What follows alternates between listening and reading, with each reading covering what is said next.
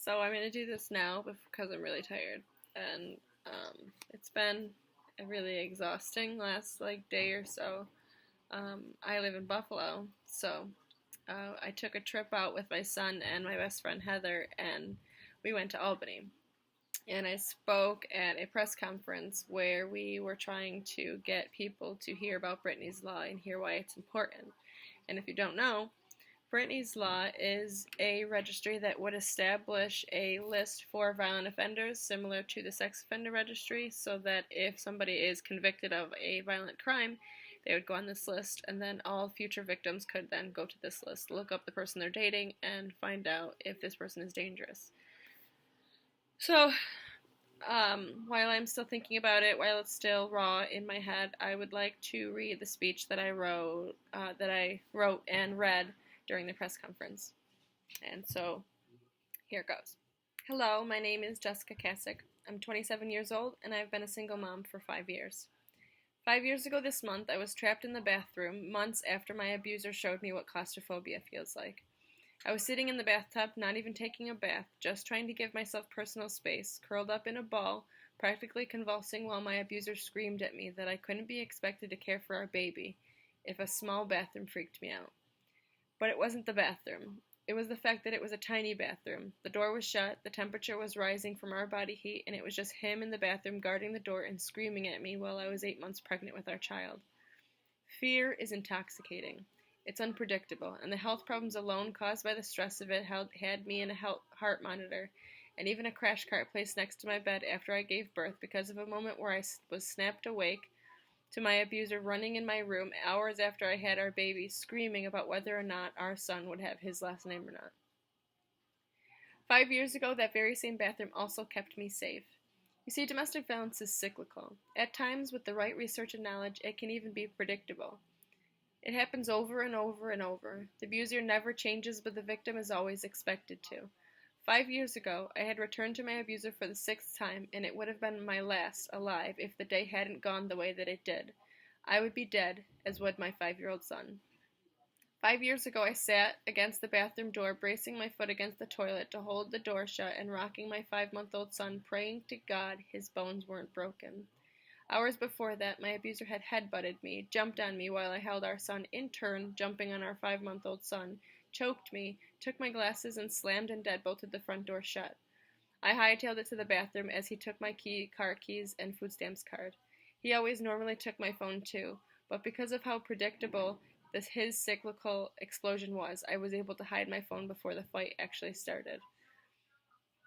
I was trapped in the bathroom for almost 3 hours with my son in my arms as wooden shards fell around me while my abuser tried to break the door down, screaming at me that we would die before we ever had a chance to leave this time. Knowing that this was the last time I would try to make it work out for our son, I let my phone run out of minutes just in case something like this would happen so that my abuser could not manipulate me into coming back when I left this time.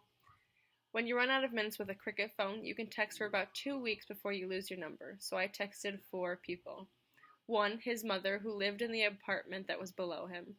My sister, his sister, and the CPS worker that he had sent after me the 5th time after I left him to try to manipulate me to come back. His mother called him. They talked for a few minutes. They hung up the phone, and he went back to trying to break the door down. My sister got her boyfriend, and they were on her way. His sister told me to call 911, and I didn't know 911 was free, so I disregarded her phone call, her text message, and she did nothing to help. CPS got back to me, but said that there was little that they could do because we were in a different county, and there wasn't much that she could actually do to help me in that instant. Hours later, there was a knock at the door, and as he went to answer it, I ran to the bedroom and seen a police officer in my peripherals as I closed the door. One police officer questioned him, and the other came to me in the bedroom. I don't remember a lot for the next couple of hours, but I know that I couldn't speak, and I was shaking, and I couldn't stop crying. I also couldn't put my son down. They asked me if I wanted to press charges, and I wanted so badly to say yes, but every time I opened my mouth, only cries came out. They took that as a yes, and I watched them take him away in handcuffs. They ended up finding a warrant for his arrest for the rape of the girl he met in the 2 months I was gone before I came back the final time. My son was his 4th child. The girl he raped had his 5th, and the girl after that he met weeks later manipulated her into marriage, and they have right now more than 3 children together. On June 6, 2012, my abuser was taken away in handcuffs and I went to a safe house. 10 days later, he was bailed out of jail. I seen him again in court where I bawled my eyes out to the prosecutor because I was only getting a 1-year full order of protection and he was only getting a 6 months ACD. Even though he had a founded case of child abuse, had cut off my airways by choking me after they had passed the law, and held me in the bathroom for almost 3 hours after hurting our infant son. I slept at that safe house with a dresser in front of my door, and even years later, from time to time, my PTSD would trigger, and I would sleep with a chair in front of my door. PTSD is like flashbacks that your muscle remembers. The night terrors kept me awake for days, and sometimes it felt like weeks. For years, I woke up every 2 hours the entire night. I am not afraid for my abuser to be on that violent offender registry. I was the 4th victim in a long line of ever-growing women who have had his children. Knowing that he held my life in his hands by choking me was the worst fear I could have ever imagined. And that's not including every single time he would throw me down and sit on my pregnant stomach while he held my throat in his fists and screamed at me with his black, evil eyes. Last week, my son's preschool decided he needed counseling. 5 years ago, I left my abuser, and 5 years later, my son is still suffering because he doesn't understand why he only has a mommy. This broke my heart. 5 years ago, I took him to a safe house for 30 days, then a transitional for 2 months, and another transitional for 2 weeks before finally moving into an apartment where we could be left alone to grow. I can educate myself. I can raise my own credit. I can graduate with my associates and then my bachelor's, buy my first non-crappy car from my dealership, and cut 6 months off my master's degree by starting a whole publishing company as an independent study during my graduate program before I start my PhD. But I cannot take the pain away from my 5-year-old son who doesn't have daddy on Father's Day. And I cannot take away the triggers of having a man's fist clenching my throat and not even have the air left to cry. And I cannot make the girl who currently suffers through our abuser's fists while all of their children have to watch and think that fear is an everyday emotion. But I can stand here and tell you that Brittany's law can save lives. And I can stand here and tell you that Brittany's law could have saved Brittany's life.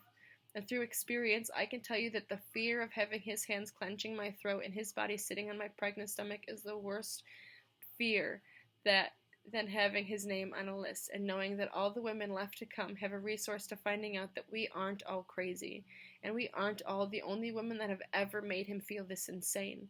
We aren't all evil, and we don't deserve to live the life of flinching to every high five, or the endless nights of lying awake too petrified to move, because we don't know, after leaving our abusers, that we are only dreaming those nightmares.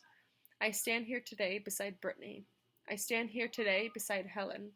I stand here today beside my own 5-year-old son, Ryan, my friend Dale, myself, and my friend Heather, who was drugged, attacked, raped, and beaten, only to be shoved in her own trunk, driven to an isolated location, and left to die.